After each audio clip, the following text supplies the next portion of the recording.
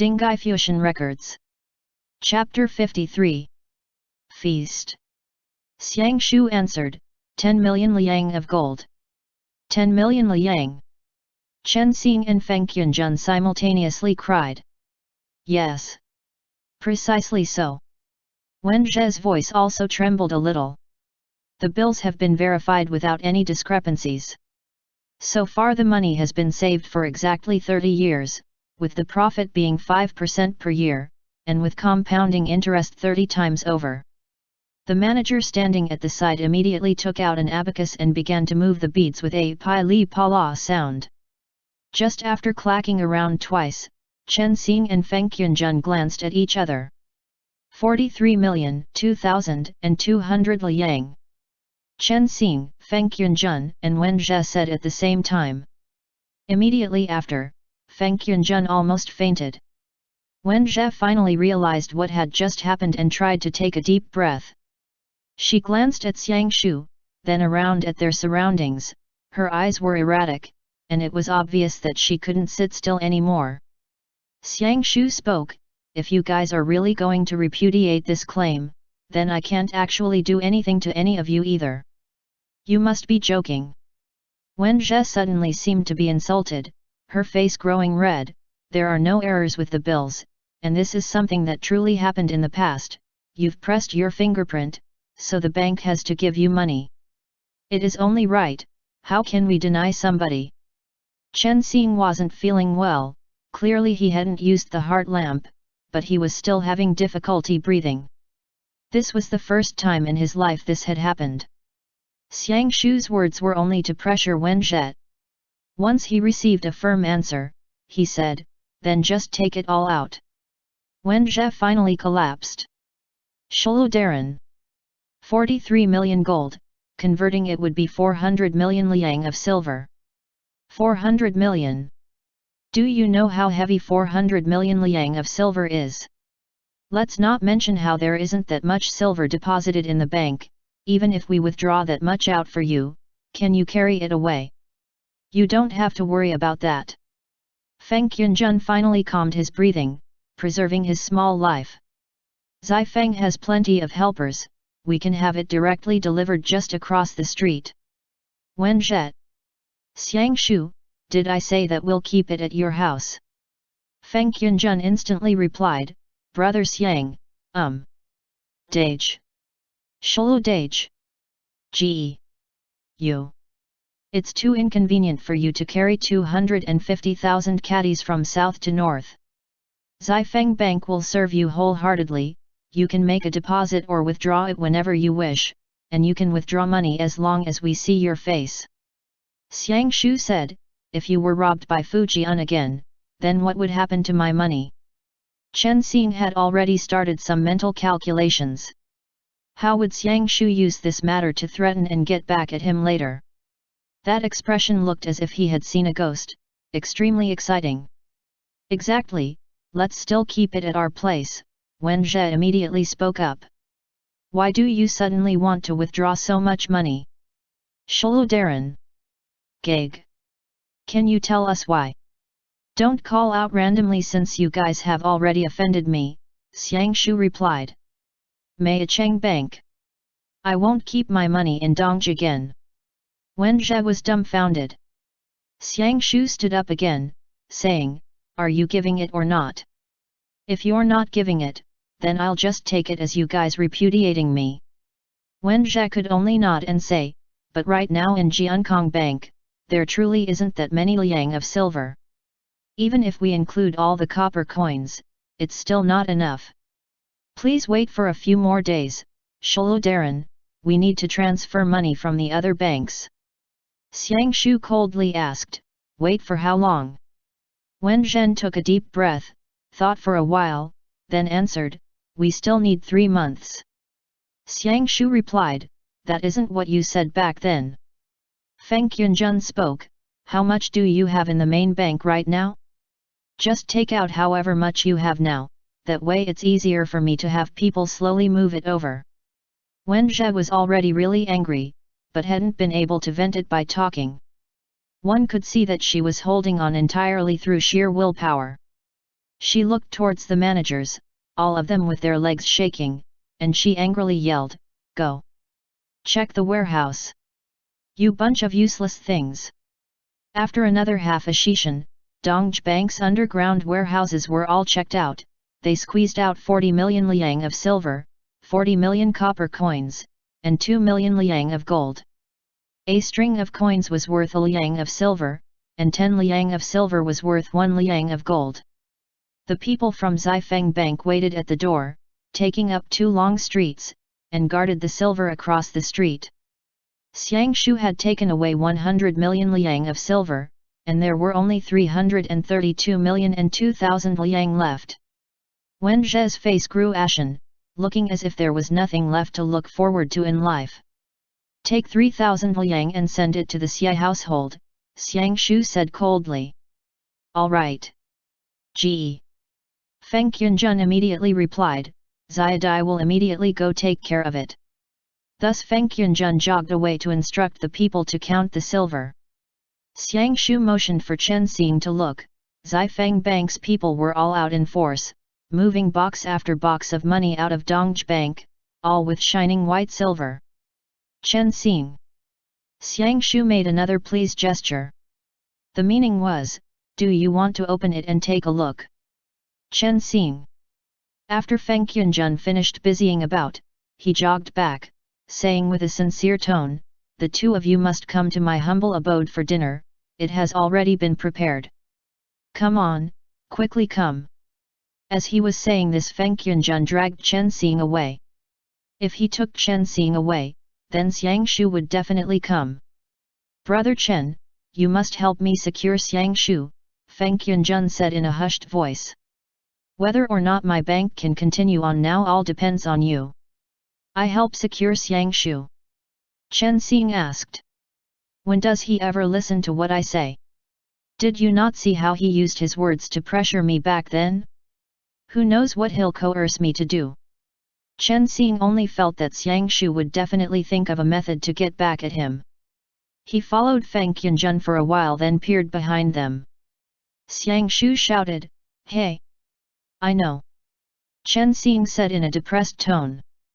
"What do you want me to do? Say it." Feng Qianjun invited the two to Xifeng Bank, which was laid out very similarly to the Chang'an Songbei residence. At the front door was a berth, and in the back was an area covering several acres. There was even a martial arts hall for the bank's armed escorts, Jianghe guests, and other such people to use. "Haven't thought of it yet." Xiang Shu's words were a bit teasing as he answered, "These days you better be a little more well-behaved, or I can't promise I won't suddenly come up with some strange ideas." "Suddenly come up with strange ideas?" Chen Xing questioned. "I actually want you to enlighten me. What can you do to me? Make me jump into a river and commit suicide?" Xiang Shu, "Now that's not necessary, making you run 3 rounds around Jiankong is okay." Chen Xing, "You think I can't run?" Xiang Shu, "How about carrying Feng Qianjun on your back while running? I see that your brotherhood runs very deep, you're very supportive of each other. Or maybe carrying a bunch of money on yourself." Chen Xing gritted his teeth and said politely to Xiang Shu, "Then Protector Darren, please think through it slowly." Close to dusk, Feng Qianjun received 100 million silver. Suddenly relieved of his crisis, he didn't go to Xian to collect his debt. He knew he wouldn't get it anyway. With Xiang Shu's life-saving money, it was enough for him to last for a long time. What exactly was 100 million silver? The food that Fujian harvested in Guangzhou district in 1 year didn't even amount to 80 million liang of silver. What's more was that Dinghai's money had been transferred to Xifeng, critically injuring his opponent right then and there. The result of this was even better than directly smashing the other's shop. Therefore, Feng Qianjun ordered wine and food with only a few words, all made with the most expensive local ingredients, being more extravagant than even the Xie family. He opened a 20-year-old yellow wine, placed a few jars together, poured it into small cups, and toasted Xiang Shu and Chen Xing. Xiang Shu always had an indifferent expression. After drinking, he lifted the glass and glanced at the bottom of it. The meaning was, "You Han people only have this little bit of wine, it's not even enough to gargle on." Feng Qianzhen immediately understood. He hurriedly smiled and explained, "Brother Xiang, this wine doesn't taste strong when drunk, but it can't be drunk like outside the Great Wall. A 20-year-old yellow wine's after effect is really too strong. This was saved by my brother back then for whenever I got married." "Hey! Chen Xing! Slow down." Chen Xing had already drunk 3 cups and was giggling, "I think this wine is pretty average, ha ha ha ha." Feng Qianzhen hurriedly instructed his people to serve the dishes, only to see a young girl with a delicate and beautiful appearance in men's clothing. Looking at her appearance, she seemed to be no older than 16. She said, smiling, "Nice to meet you, Brother Xiang, Brother Chen." Chen Xing didn't dare reply too hastily. He suddenly realized that this girl looked a little similar to Princess King He. Thus he turned to Feng Qianzhen, and Feng Qianzhen gave a strained smile and introduced her, "This is Gu." "Gu? Gu what?" Xiang Shu questioned, then couldn't protect himself from being poked by Chen Xing. It was too baffling. Chen Xing signaled to Xiang Shu with his eyes, because when a Han girl was yet to be married, who would have the habit of casually asking for her name? The girl in the boudoir, who had come to meet her fiancé's friends in a hurry, overstepped the bounds of protocol and took the lead of the conversation. She said with a laugh, "I'm the Gu family's young master. I have been looking forward to meeting you." The beautiful girl dressed as a man spoke with a smile, "I am Gu Qing. I often hear Qianzhen speak of you too, so much that I also wanted to meet you." Chen Xing answered with a laugh, "It should be necessary for us to visit you when we're free instead." Gu Qing was born precisely in one of the Zhongdong Sunwu period's Zhu Zhong Lu Gu 4 big families. Even though the dynasty had changed, the names of the local gentry were still very influential. Only after hearing her finish pouring the wine did she continue to say, "Whenever the two of you come, just send a letter, and we can arrange a meeting." Feng Qianzhen again introduced her to the two of them. Gu Xiandi and Xian's niece, Xia Dayun, were schoolmates. "We met when I returned to Jiankong before the new year, we're all brothers here." Xiang Shu's expression was filled with doubt. The two people could clearly see that Xiang Shu didn't understand the matter at all and was especially unable to comprehend why, even though she was clearly a girl, Feng Qianzhen called her Xiandi with his eyes open as if he was blind. The dining hall was immediately filled with awkwardness. Chen Xing supported his forehead with one hand and gave a look at Feng Qianzhen. Feng Qianzhen knew that his fiancé was not very used to conversing with strangers either, so he let Gu Qing go back to rest first. Xiang Shu asked, "That wasn't a girl?" Xiang Shu still thought that he had a problem with his eyes. Chen Xing only then explained to him a bunch of Han people's etiquette. Feng Qianzhen clearly regarded them as good friends, thus he would introduce his fiancé to them so they could meet. Xiang Shu nodded his head then stopped talking. Feng Qianzhen said, "Just now I was scared that you guys would actually say something." Whatever, it's fine not to mention it." Chen Xing knew that Feng Qianzhen referred to how Gu Qing resembled Princess King He, thus unable to laugh or cry, he said, "Feng Daige, in your heart, are we really so blind?" Feng Qianzhen smiled helplessly, shaking his head. Yet Xiang Shu said, "Feng Qianzhen, now this is something like what you would do, so you're not some good person either." Chen Xing. Feng Qianzhen bitterly laughed. "Yes, I admit, on the day I met her, I grew interested in her immediately precisely because she looks like King He." Chen Xing understood. He replied, "Don't pay attention to him, it's just easy for him to say."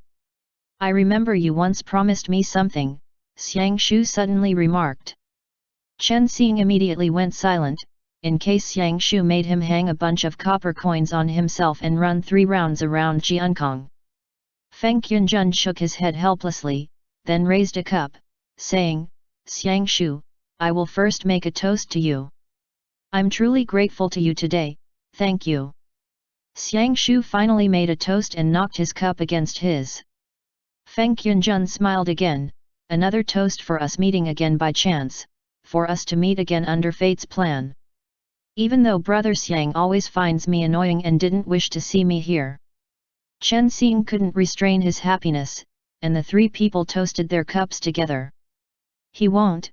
Chen Xing had started to grow tipsy, saying, Xiang Shu is a very good person. Shut up! Xiang Shu said. Feng Yunjun burst into laughter and once again gave food to the two. Chen Xing ate a bit and started to grow even tipsier. The after effect of this wine really was incredibly strong. He sprawled over the table and couldn't help gazing at Xiang Shu, then at Feng Yunjun, listening to the two talk. Qing'er was originally studying arts with Xie Dayun at Zhu Jin's household, Feng Yunjun explained. Zhu Jin is a great Confucian and known as a medicinal god in Jiangnan. I suffered a few surface-level injuries in Luoyang, so I met Qing'er when I came back to see a doctor and was taken with her at first sight. Gu family Ma, their family business has grown big, cases of fighting and scheming happen often. Qing'er's father died early, so she followed her mother's side of the family to the Gu household, but was always treated coldly. I plan to bring her home. Xiang Shu commented, so you're bullying an orphan with a widowed mother and preparing to marry her into the Feng family. Feng Yunjun didn't know whether to laugh or cry. Am I bullying her? That may not be so, for with my Feng household, Gu Qing is marrying beneath herself if she marries over. Who will marry their daughter to a banker?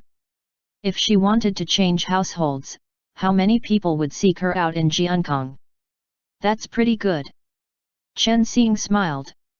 Xiang Shu, you don't understand, he spoke while lying on his arm and rubbed at his eyebrows a few times before continuing, among us Han people, scholars, farmers, workers, and merchants, it is merchants that have the lowest status. AI. Whatever. Feng Dage, you don't have to say any more either. If the two of you love each other, then just live happily. Xiang Shu pressed Chen Xing's head with one hand, making him turn over a little. Chen Xing once again raised the jar, but Xiang Shu didn't let him drink. He took away the wine and motioned for him to eat. Somehow, it was already time for people to carry lanterns in, the sky was growing dark. Chen Xing's alcohol tolerance wasn't high, so he got drunk first, leaving Feng Yunjun and Xiang Shu to drink and talk. Xiang Shu still had an indifferent expression, most of the time he was just listening to Feng Yunjun talk, not disgusted with, but not curious either, as if whatever Feng Yunjun said had nothing to do with him. My eldest brother died. I also heard Chen Xing say that your brother also died. Feng Yunjun recalled his elder brother and drank 3 more times, sighing, you should understand me, Shulukong. Xiang Shu still didn't respond, and Feng Yunjun suddenly said with a laugh, from the day I left Chang'an until now, I really want to return to my childhood when my eldest brother was still alive, my sister-in-law was still here, and everybody was still happily together. But in the blink of an eye, everything is gone. Xiang Shu poured himself some wine and sipped at it. Feng Yunjun snorted. I still often think, can we avenge them? What can avenging them achieve? But what if we don't avenge them? They aren't even here anymore, we're all busy with living and dying, but how much purpose is there in what we're doing right now? There is no purpose. Xiang Shu finally opened his mouth. Vengeance is also just a way to give yourself some closure. The people themselves are dead, what can they know? Feng Yunjun laughed. When it came to judging people, he could naturally view them more clearly than Chen Xing. When it came to Xiang Shu's manner of speech, he had already grown used to it. He had long known that this person was one of few words, if he didn't agree with you, then he'd get up, and he had an aura that prevented people from getting close, but this was all just a pretense.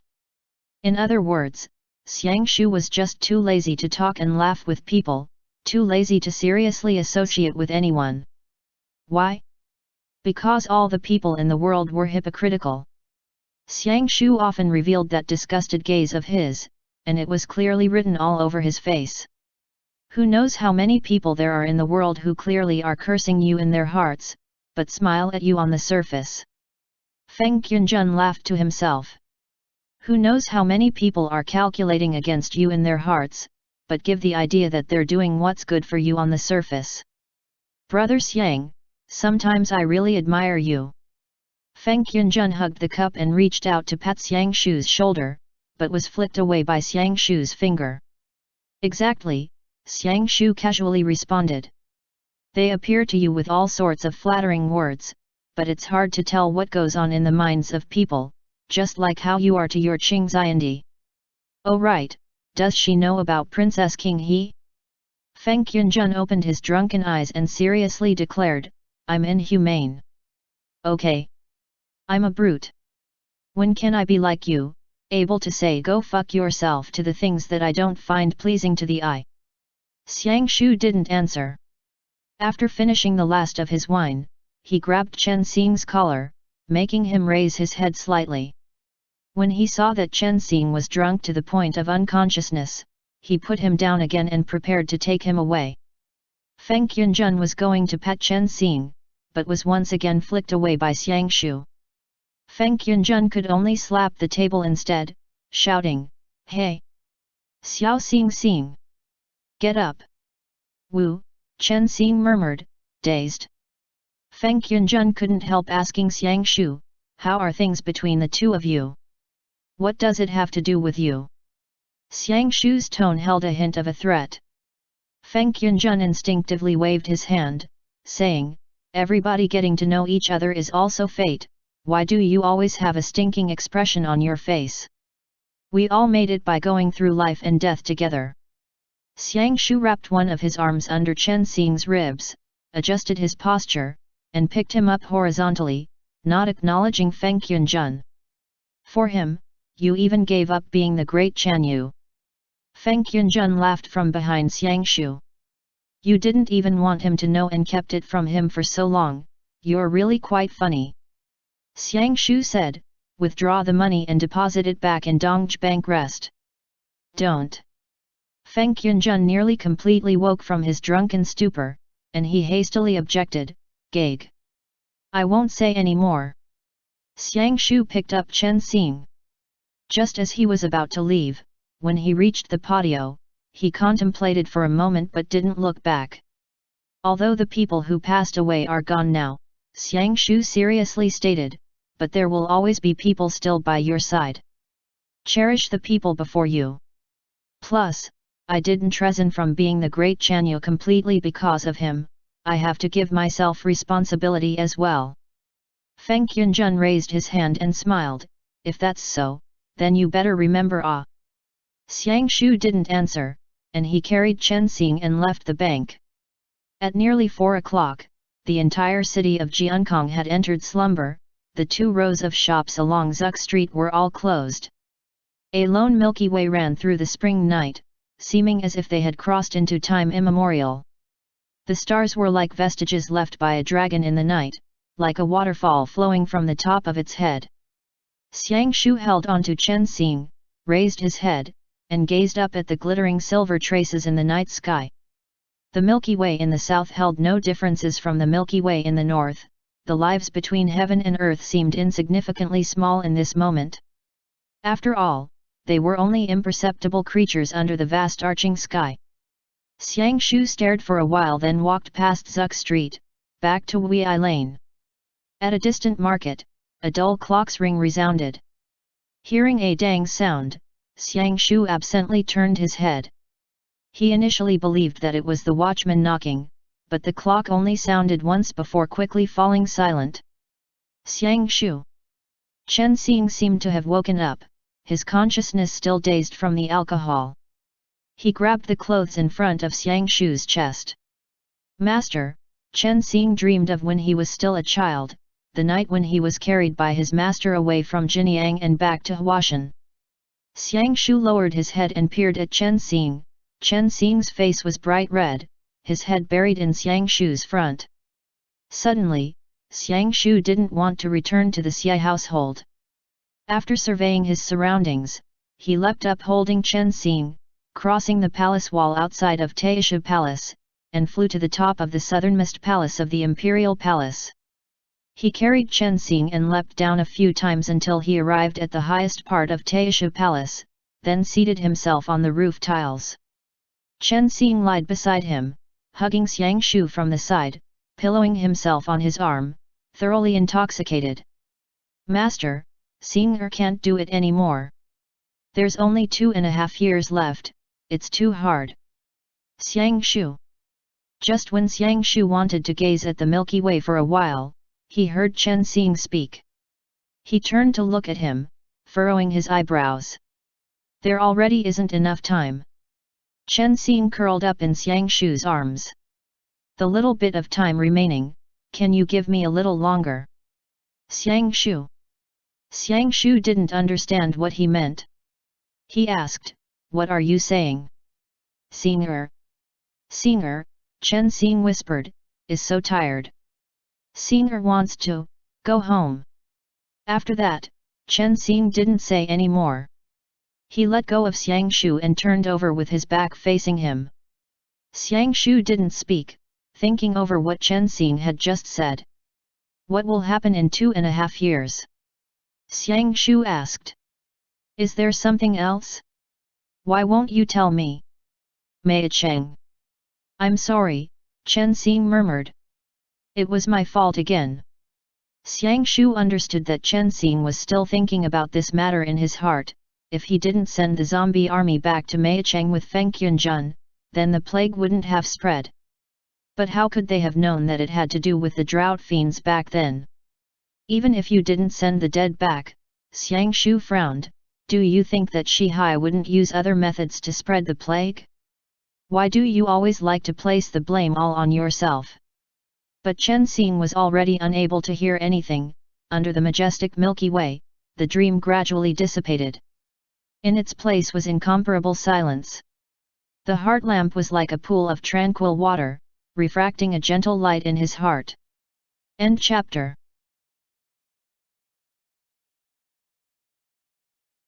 Dinghai Fusheng Records. Chapter 54. Seeking a Doctor. When Chen Xing woke up, he found himself back at the Xie household. He was already unable to remember whatever happened last night. The last memory that he could vaguely recall was drinking with Feng Yunjun. Morning. After washing up, Chen Xing passed through the patio and made his way to the main hall. The first person he saw was his host, Xian. Xian had just returned from court. The moment he saw Chen Xing, his expression became extremely strange. Xiang Shu sat alone in the hall eating lunch, and he glanced at Chen Xing but said nothing. "Yesterday, His Majesty had given me sudden orders to go to the palace." Xian explained, "I've made you all wait a long time." Chen Xing saw through Xian's maneuvers again but didn't expose him. He just asked, "Oh? What did His Majesty ask?" "Whether you've paid off your debt yet." Xian replied, "Regarding the 70 million liang, His Majesty specially issued a decree and sent it to the Feng family today. The solution will definitely be able to satisfy everyone." Chen Xing thought in his heart, "You're decreeing the debt to be repudiated." Ba, then glanced at Xiang Shu. He asked, "Did I get drunk yesterday?" Xian and Xiang Shu exchanged a look. Within this look, a vast amount of information was speedily exchanged. "I didn't do anything strange yesterday, right?" Chen Xing suddenly felt a little uneasy. "Xiang Shu, you only made a huge ruckus in the Xie mansion, then jumped in the vat used to grow lotuses to take a bath." Chen Xing. "Xian, Brother Xiang wanted to pull you out but you actually embraced Brother Xiang, pulled and tugged at him, kissed and..." Xiang Shu, cough. Xian finally stopped talking. Chen Xing's face immediately became thoroughly red, embarrassed to the extreme. He coughed several times before saying, "So I heard that there is a plague in Jiangnan." Chen Xing changed to a new topic, but Xian didn't know much about the situation. He thought back for a long time then said, "It seemed to have been said before that Kuiji once had an epidemic, but it subsided a long time ago." "Where did you hear of this?" Xian originally worked in the Ministry of Personnel before becoming a Minister of Internal Affairs. He was responsible for organizing the northern prefecture's soldiers and equally coordinating the divisions between the scholars, imperial family, and the Nandu nobles. Regarding the lives of civilians, on the other hand, he was in charge of very little. He only caught wind of a word or two from the Ministry of Revenue, but he knew that since Chen Xing asked, it mustn't be a very small problem.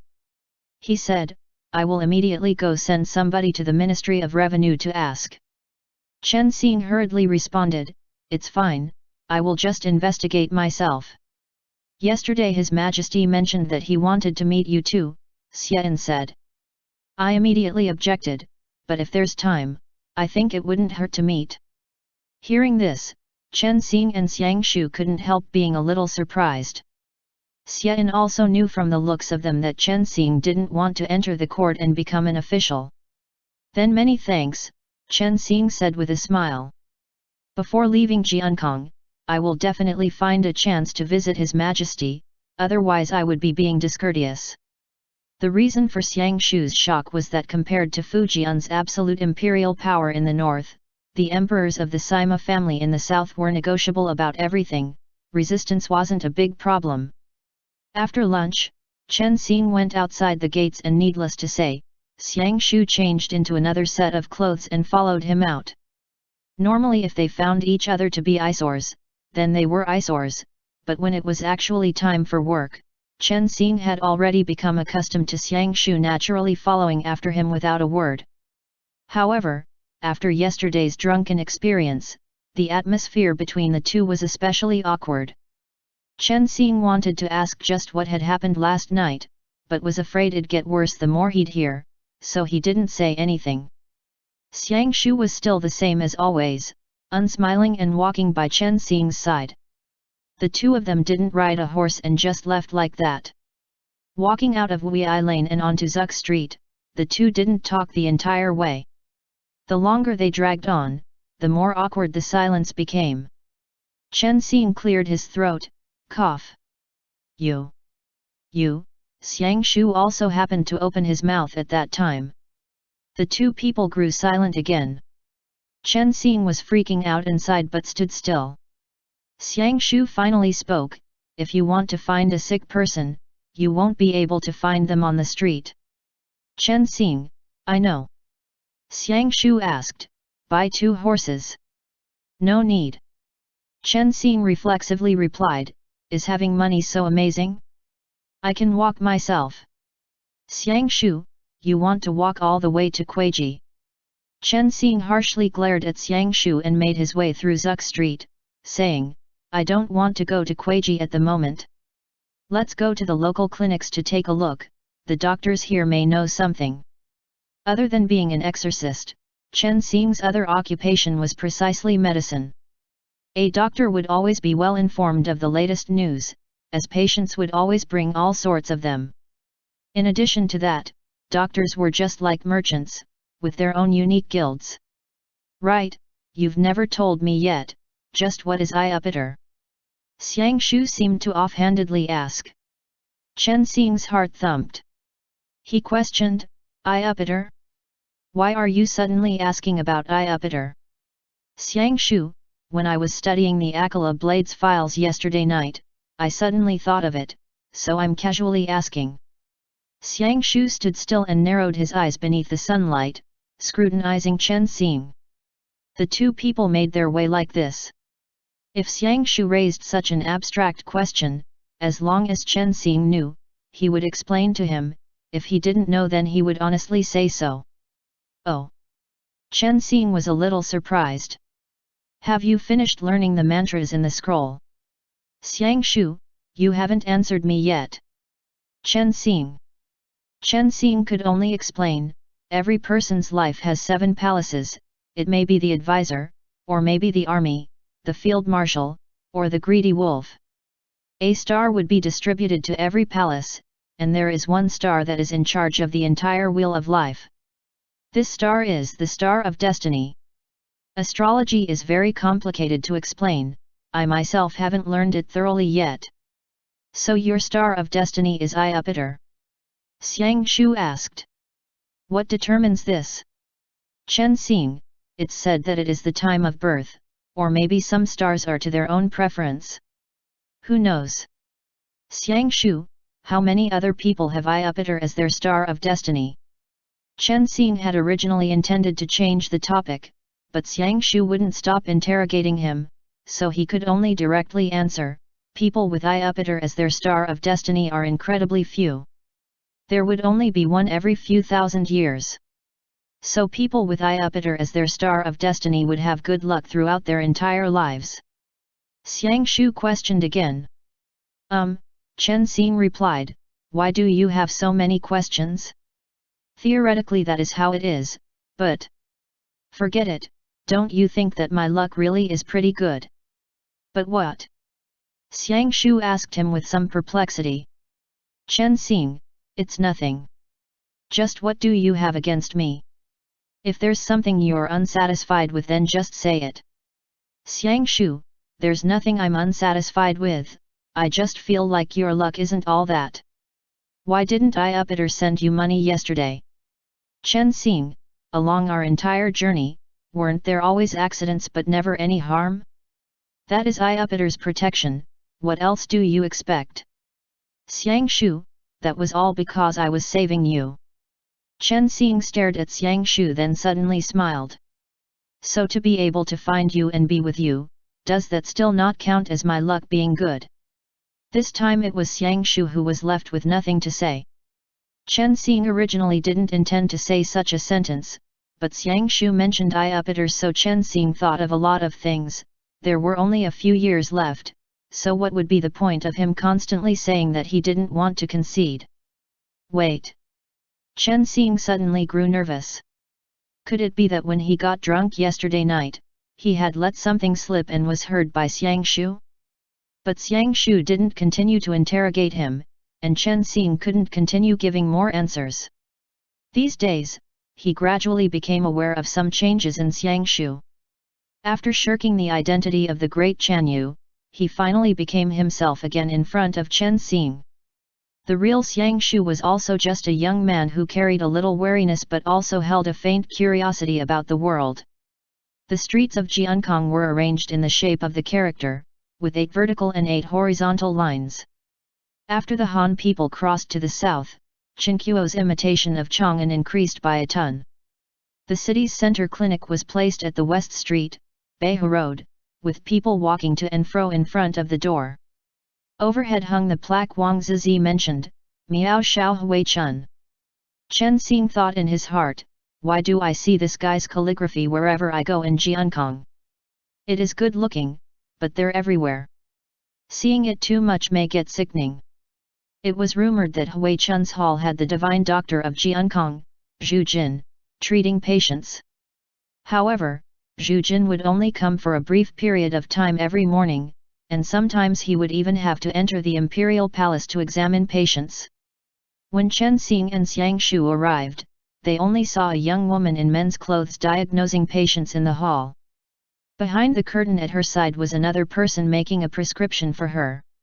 Patients need to go line up outside, the female doctor automatically said the moment she saw Chen Xing. There's a lot of people, please follow the rules. I'm going to die. Chen Xing pretended to be dying. Doctor, my illness is really urgent. Xiang Shu. Whose illness isn't urgent? The female doctor could naturally tell that Chen Xing was faking it. She angrily yelled, line up. Otherwise don't blame me for not being polite. Just as she was saying this, a sudden ah sounded from behind the curtain. The person prescribing the medicine pushed aside the curtain, revealing Gu Qing, who was donning female clothes. She said, smiling, Brother Chen. Chen Xing greeted her with a smile. The female doctor was a little shocked, but her face warmed up a little.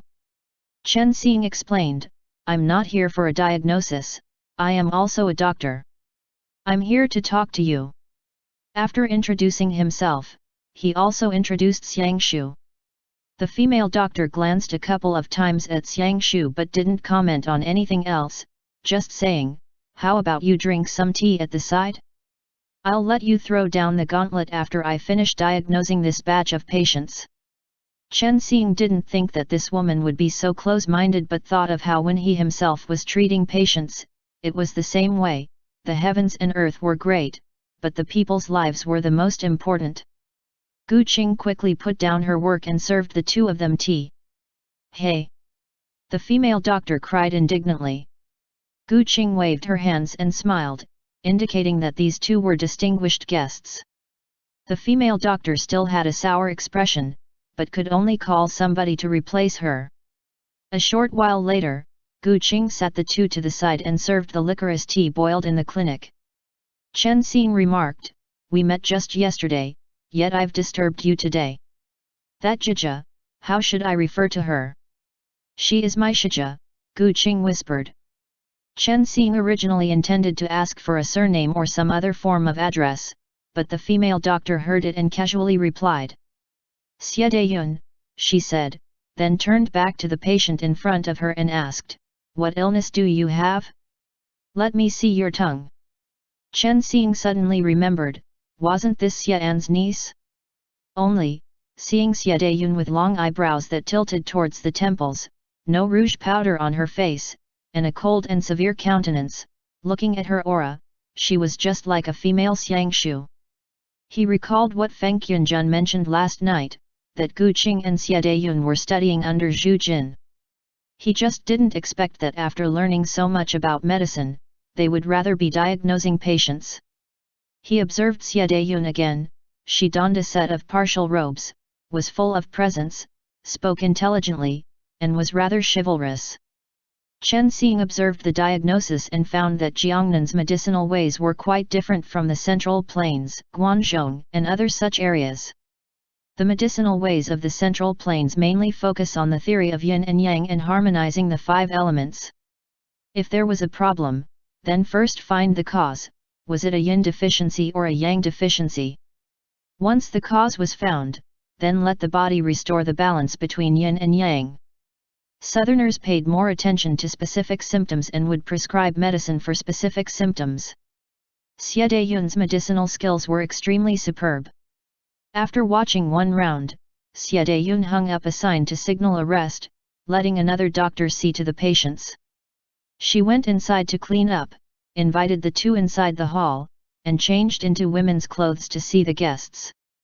Chen Xing was only now able to explain his intentions for coming. Xiangshu stood up and looked at Zhu Jin's collection in the study. Every time he went somewhere, he would always observe how the owner would furnish the place. Xie Dayun stated, "Those are all master's books. If you want to look, then freely take out whichever and read as you please." Xiangshu nodded and took out a transcript about astrology, standing as he flipped through the pages. The plague. Xie Dayun thought for a while then spoke, "This is the second time this year somebody asked about the plague. Can you tell me why you are curious about such a thing?" Chen Xing was astonished. Who else was there? Naturally it is Qing'er's sweetheart Darren. Xie Dayun's words held some dissatisfaction. "Why do I feel a little sour?" Chen Xing pondered, "Is there vinegar kept in the study?" Xie Dayun, "It's fine if you won't say, please leave now." Chen Xing made a smile and expressed, "I won't hide anything from you, it won't make a difference if I tell you anyways. I am an exorcist." Xie Dayun's complexion suddenly changed. Exorcist. Gu Qing's expression suddenly became a little unnatural, but Chen Xing hadn't detected it yet. He smiled and described it to Xie Dayun. As he neared the end, Xie Dayun's expression became more and more ugly, relying completely on self-control to keep from attacking them on the spot. Chen Xing finally noticed and asked, "Do you have some enmity with one of our colleagues?" "Scram!" Xie Dayun immediately yelled, "Scram for me! You bunch of Jianghu swindlers! Deceiving the common folk to not see a doctor and drink charmed water, egg on my fiancé and little uncle to never do any proper business, only know how to cultivate." I. Chen Xing hastily clarified himself, "It's not like that. We aren't with the Jianghu swindlers. Look at this. Shija. Gu Qing hurriedly defended them, they aren't like that. They really aren't like that. How much more of Wang's and Xie family's people do you want to poison? Xie Dayun continued to ignore Gu Qing's persuasion and pointed outside the door, screaming, "Get out! Get out immediately! Look at this first! I can emit light, see!" Chen Xing hurriedly summoned the heart lamp and showed it to Xie Dayun, "Come, check it out, take a look." Xiang Shu. Gu Qing. Xie Dayun. Chen Xing explained, "It really isn't what you think, we don't practice medicine." "No, sometimes I practice medicine, but I would never make somebody drink charmed water." Xiang Shu couldn't listen anymore, so he turned around and removed the sword from his back. "Heart lamp," Xiang Shu said. The light in Chen Xing's hands shone brightly. Xiang Shu then shook his sword and the Akala blade shone a brilliant light and turned into a longbow. Xie Dayun immediately stood up and looked at Xiang Shu with disbelief. Xiang Shu shook it again, and the longbow shifted into a rope of light. Chen Xing had never seen the rope of light before, so he was also shocked. "What is this?" Chen Xing asked. "You two didn't conspire this before coming?" Xie Dayun asked with a puzzled expression. Xiang Shu once again lifted the rope and brandished it towards the empty space. The light rope circled and winded around his body. Just as the three people thought that Xiang Shu was about to demonstrate tying himself up on the spot, the light rope melted into a knife wheel. Chen Xing instantly became stupefied. "What is all this? When did Xiang Shu learn all this? Did he find these methods on the bamboo scroll?" The light wheel shook again and morphed into a long pestle. Finally, Xiang Shu used his palms to press against the light pestle, and the light pestle was shortened, becoming a shining arrow. Following that, Xiang Shu grabbed the arrow, swung it in the air, the light arrow turned back into a sword, and he sheathed it. Xiang Shu made a hand gesture to signal them to continue, he himself continuing to read. Gu Qing subconsciously clapped a couple of times, and just as Xie Dayun was about to also clap a couple of times and cry "Great!" she felt that something wasn't right and looked at Xiang Shu with a wary gaze. Chen Xing spoke up, "Let's sit down and talk properly. I am also at a loss when it comes to Xie Daren, who self-proclaims to be my Shixing Xian. How about you find a time and let your fiancé have a chat with me? I promise you to dispel his ideas of seeking immortality, okay?" Xie Dayun was finally half-believing and sat down again. Her expression was so sullen that Chen Xing curiously asked, "Do all the noble people in Jiangnan like to cultivate so much?" "How would I know?" Xie Dayun asked. "Isn't it still caused by those alchemists?" Back in the day, Jiangnan was filled with scholars and literati. But since the Jin court moved to the north, they preferred to seclude themselves in the mountains, find ways to inquire the immortals, and were all unwilling to take part in worldly customs. Those who refined pills, and those who drew talismans. Xie Dayun's fiancé Wang Ning was Wang Zizi's second son. Every day he would be at home addicted to meditating and comprehending heavenly secrets. If he ever wanted anything, then he would take a large tripod and burn cinnabar to refine mercury to eat. Many famous literati in Jiangnan practically made mercury pills their meals, eating so much that their seats were covered in mercury. How could Xie Dayun not be angry? "Let's talk about the plague first, Ba," Chen Xing spoke sincerely. "With time you will naturally be clear that I'm not faking mystique to make trouble." After witnessing Xiang Shu's demonstration, Xie Dayun already half believed him but instinctively held some rejection towards supernatural things. Half believing, half suspecting, she said, "So? You're investigating how much this plague has to do with the drought fiends? There is no such thing as the dead coming alive in this world. If you want to convince me, then you must let me see it with my own two eyes. Otherwise I wouldn't believe you." "It's better if you don't see it," Chen Xing replied. "I completely disagree with this." Gu Qing whispered. Qianjun was also extremely worried about this not too long ago. "We haven't figured it out ourselves, but thinking about it, it may really be as you've said." Xie Dayun turned to Gu Qing. Let me talk ba, this slow-moving character of yours makes people worried to death. Once we've finished talking then quickly send them back. Xie Dayun then took out a patient's verbal records and displayed it for Chen Xing to see. She explained, this plague has been rampant in Jiangnan since the beginning of this year. After Mei Cheng was infected, even though the roads were blocked along the way, there would still be some people who left during that time. Chen Xing examined the records as he listened to Xie Dayun's explanation. He once heard Feng Qunjun describe the patient's conditions before and it was roughly the same. The infected people would become drowsy, and even getting out of bed would be difficult. Their complexions would be normal with no abnormalities on the skin or tongue were seen, but their pulses were weak. The state of the illness would sometimes be good and sometimes be bad. During the morning and at noon, they would have a lot of energy. Yet once night came, their consciousness would go blurry and become panic-stricken. This disease gradually spread from Kuiji to Danyang, Moling, and various places. According to the information exchanged between the medical practitioners' guilds, it was roughly calculated that there were already around 50 million infected. Can the poison be expelled? Chen Xing thought in this case, maybe it doesn't have much to do with the drought fiends. Complete expulsion, Xie Dayun answered. The doctors also can't tell how and can only prescribe supplements to patients. Xie Dayun saw a few patients and found that the patients all shared one peculiarity: their eyes would blur and were often distracted when talking as if they had lost their soul. The prescriptions the doctors prescribed for the patients were mostly expensive tonics such as ginseng, antler, and such. How can ordinary people afford it? Those who could afford it still barely recovered. They could talk and get out of bed and walk around, but the moment the medication wears off, they would rapidly return to their original state. Thus people in the counties would jokingly call this the noble illness. These are all strong and dry yang-oriented medicines. Chen Xing immediately grasped onto the key points. Then if the patients are moved outside at noon to bask in the sun, would there be any improvements? Xie Dayun was startled, then answered, yes.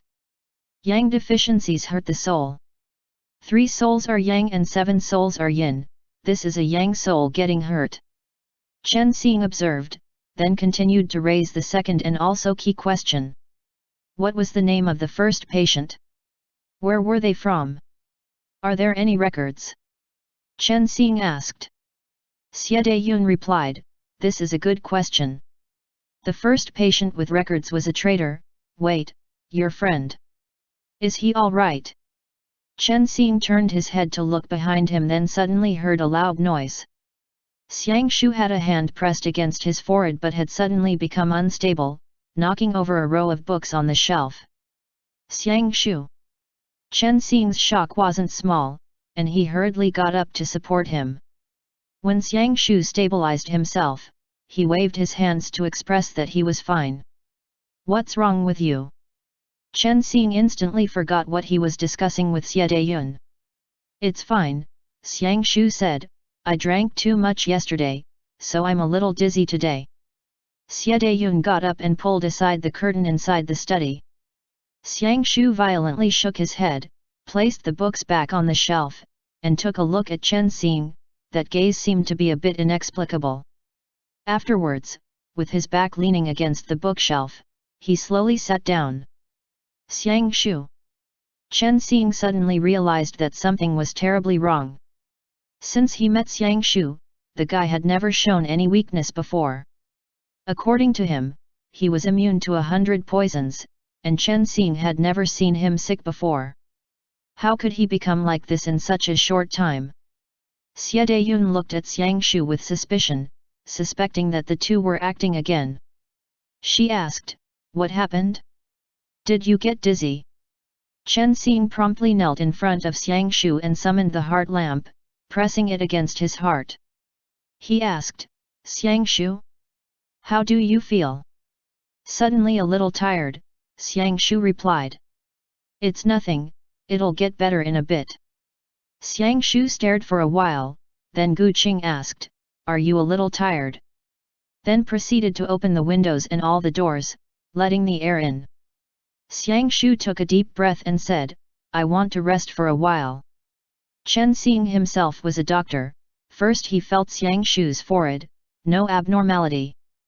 Then he felt his pulse, everything was normal. What now? This change happened too suddenly.